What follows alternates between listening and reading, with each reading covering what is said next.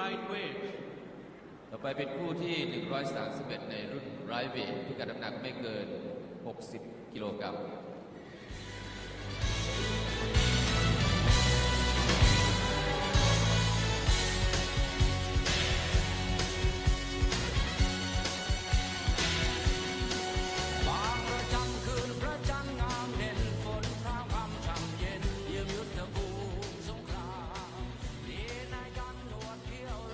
Referee Tunisia, Judge 1 Canada, Judge 2 Russia, Judge 3 England, Judge 4 Latvia, and Judge 5 Japan. ผู้ชี้ขาดจากตูนิเซียผู้ตัดสินที่1แคนาดาผู้ตัดสินที่2รัสเซียผู้ตัดสินที่3อังกฤษผู้ตัดสินที่4ลัตเวียและผู้ตัดสินที่5ญี่ปุ่น On the red corner, please welcome Otgondalai Dorjambu from Mongolia. On the blue corner, please welcome Pachanya Longchin from Thailand. มุมแดงออตกรดาลายดอนยาบูจากมองโกเลียมุมน้ำเงินประชัญญะหลงชินจากประเทศไทย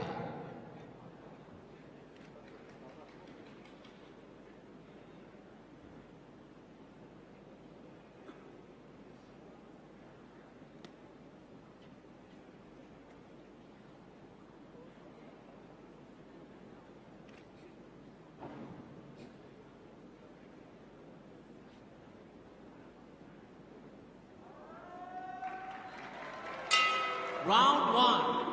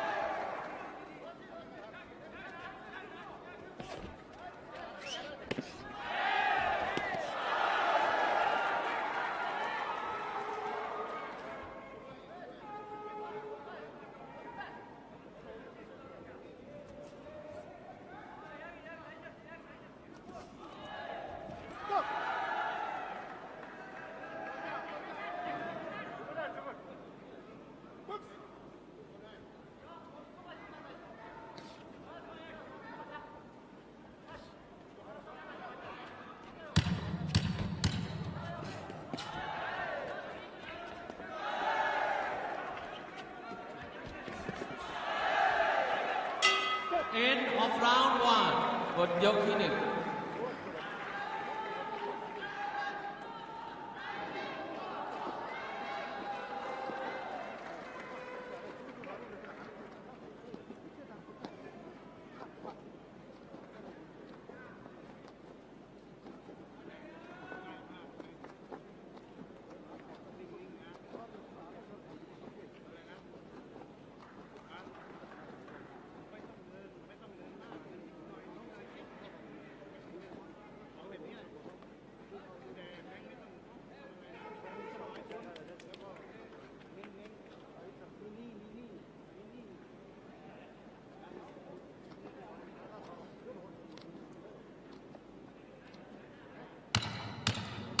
Second out.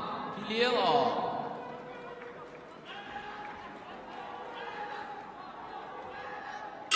Round ยกที่สอง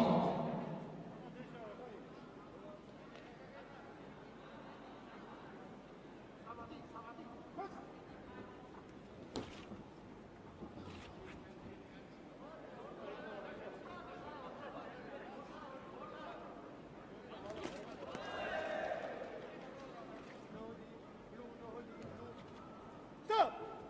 Blue. No holding. Box.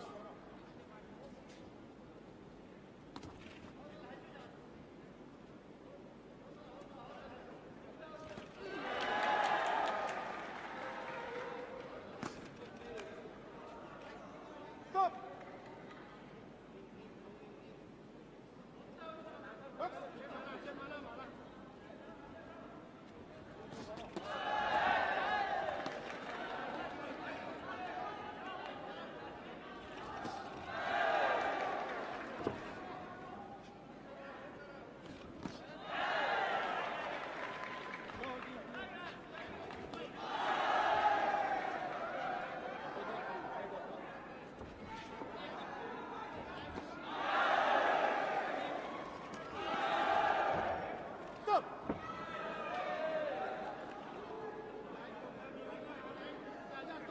Stop! Box.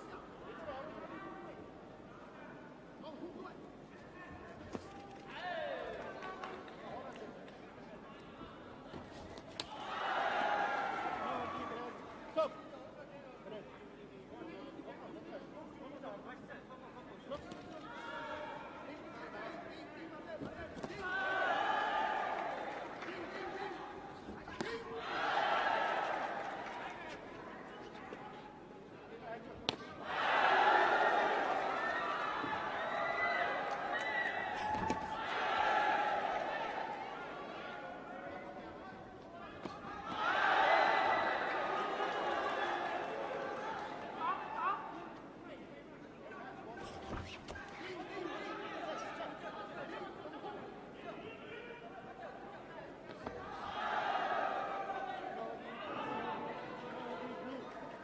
Break!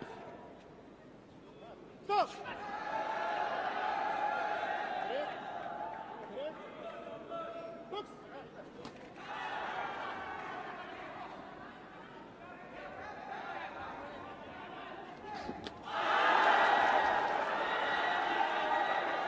No, no, no. Stop!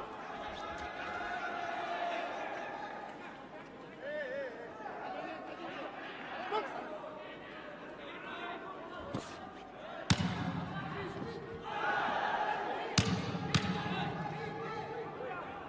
Stop! End of round 2. ยกที่สอง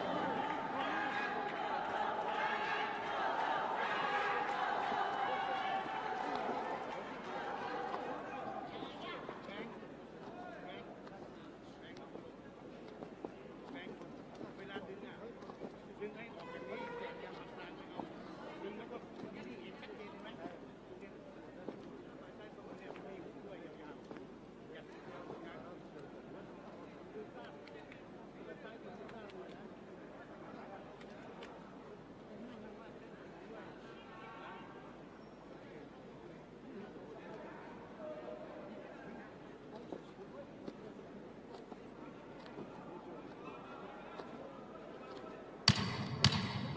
Second out. พี่เลี้ยงออก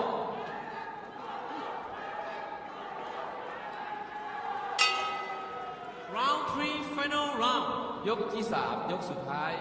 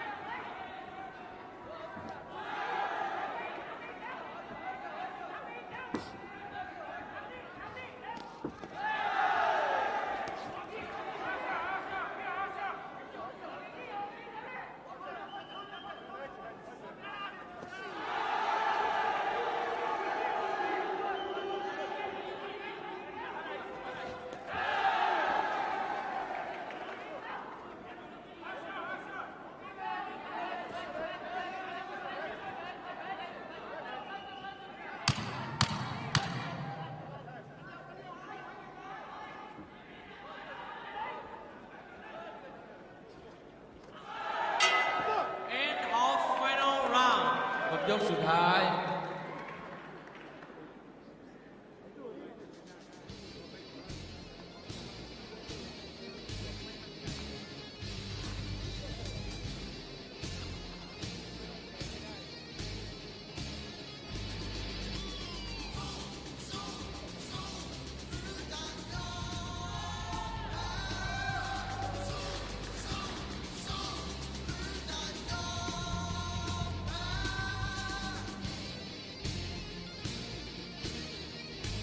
The winner on point 3-0 The red corner Otton Darai Dodjambu from Mongolia ผู้ชนะคือกลุ่มแดงออตตอนตลายดอนยามบูจากมองโกเลียเอาชนะไปด้วยคะแนน3-0